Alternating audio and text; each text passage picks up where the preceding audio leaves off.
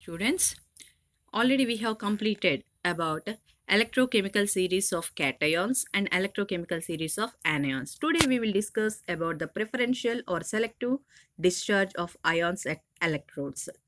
That means which ions will be discharged at the electrodes. That is, if two or more of the either the positive charges or the negative charges are there, which one will be preferentially discharged towards the electrode? That depends upon three factors. Selective discharge depends upon three factors. Those three factors are relative position of ions in the electrochemical series, then relative concentration of ions, and nature of electrodes. First of all, we will discuss about relative position of ions. Okay, that is, if all other factors are constant. For example, in these three factors, if relative concentration and nature of electrodes are constant, then any ion lower in the electrochemical series get discharged at the relevant electrode in preference to those above it. For example, let us see this electrochemical series. Electrolysis of copper sulfate solution. Copper sulfate solution. Solution means it contains water also. Ionic equation is copper sulfate will be changed into ions as copper ions as well as sulfate ions. And as if it contains water solution, this water will be discharged or it will be dissociated as H plus ions or OH minus ions. So, it is having two cations, that is copper ion as well as hydrogen ion, and two anions, those are sulfate ions as well as hydroxide ions. That two cations are available, two types of anions are available. Then which type of, or in these two cations, which ions will be discharged at the cathode? Let us see. So, at cathode, these two, that is copper ion as well as hydrogen ion, both will be migrating towards the cathode. But copper ion being lower will be discharged first. Why? Because in the electrochemical series, copper will be below the hydrogen, so that this copper ion will be discharged at the cathode. See the equation, copper, that is copper ion, Cu2 plus ion plus 2 electrons. It is taking the electrons. What do you call this? Taking of electrons is called as reduction. So at cathode, the reduction will occur and this copper ion will be changed to copper metal.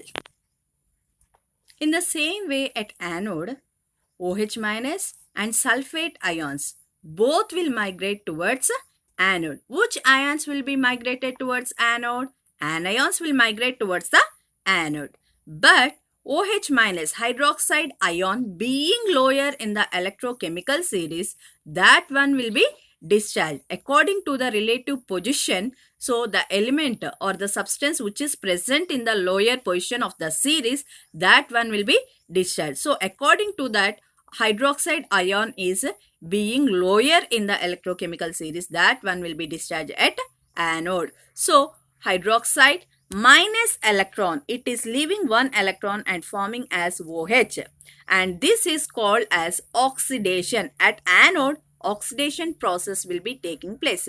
So 2OH will be adding, and so that it will be formed as water and oxygen.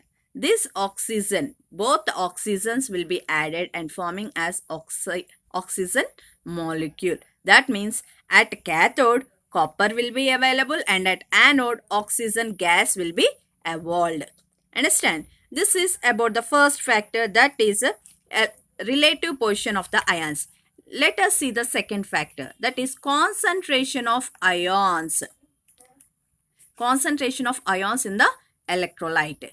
That means if in an electrolyte, the electrolyte is with higher concentration, then a particular ion will be discharged at the relevant electrode in preference to those ions which are lower in the electrochemical series but are present along with it. Let us see the example. electrolysis of concentrated sodium chloride solution. In that ionic equation is NaCl will be changed as Na plus ions and Cl minus ions, and water will be dissociated as H plus ions and OH minus ions. Here also we are getting two types of cations and two types of anions. That is, the cations are sodium ion as well as hydrogen ion, and anions are hydroxide ions as well as chloride ions. Now the reaction at cathode is, at cathode, Na plus and H plus ions will be migrating towards the cathode. Though it is concentrated, NaCl contains more Na plus ions, but this is very reactive. Sodium is very reactive. That's why it can lose the electrons very easily, but it is not ready to gain the electrons. So H plus ions will gain the electrons more easily than Na plus. So here it is H plus ions that accept the electrons quickly. So H plus will be taking one electron and forming as hydrogen atom. Two hydrogen atoms will combine and gives rise to hydrogen molecule. And the reaction at anode is chlorine and hydroxide ions migrate to anode, but the concentration of Cl minus is higher than that of OH minus. Here the chlorine is ready to lose the electron. Hence Cl minus is discharged. All the OH minus has lower position in the electrochemical series. This chlorine is ready to lose the electrons. Due to that reason, at anode, chlorine will be discharged. So chlorine will lose one electron and forms as chlorine. And two chlorine atoms will combine and form as chlorine molecule. Understand, children? Now, let us discuss about the third factor, that is the nature of the electrodes used. Up to now we have discussed about two factors. One is the relative position of the electrochemical series and next one is the concentration of ions. Now let us discuss about the nature of the electrodes. The electrodes which we are using, either inert or active. First of all, what is inert electrodes or what are active electrodes?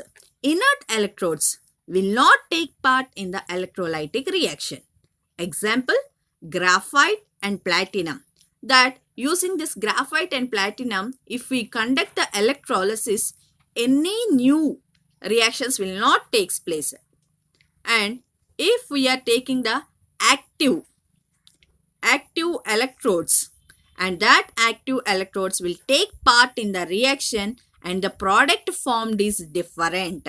Understand, children? Let us see with an example. Electrolysis of copper sulphate solution. If we are taking the active electrode,